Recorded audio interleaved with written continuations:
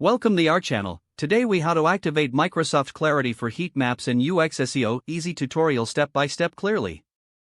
To activate Microsoft Clarity for Heatmaps and enhance your UX SEO, start by visiting the Microsoft Clarity website.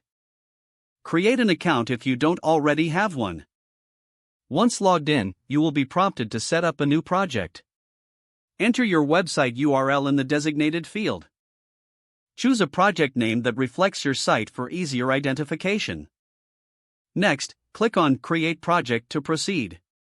After creating your project, you'll be directed to the installation instructions. You will see a snippet of JavaScript code on the screen. Copy this code to your clipboard. Now, access the HTML of your website. If you use a content management system like WordPress, navigate to your theme editor. Locate the header section of your website's HTML. Paste the JavaScript code just before the closing /head tag. Save your changes to update your website. Return to the Microsoft Clarity dashboard. It may take a few moments for data to appear, so be patient. Once the data starts coming in, explore the Heatmaps section in the dashboard. You can view, click, scroll, and area heatmaps to understand user interactions better. Analyze the insights provided to identify usability issues and opportunities for improvement. Utilize these analytics to enhance your website's design and SEO strategy. Repeat this process periodically to continually optimize your user experience.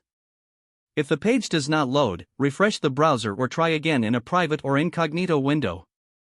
Make sure you are using the correct email address, then retype it carefully to avoid small typos. If your password is not accepted, use the reset option and create a new strong password you can remember. Check your spam folder for verification or security emails, then complete any requested confirmation steps. Enable two-factor authentication if available to improve account security and reduce unauthorized access risk. After signing in, review your profile details so your contact information and settings are accurate and current. If you see an error message, note it down and try again after restarting your device and internet connection. Don't forget to like this video and subscribe to our channel for more step-by-step tech guides.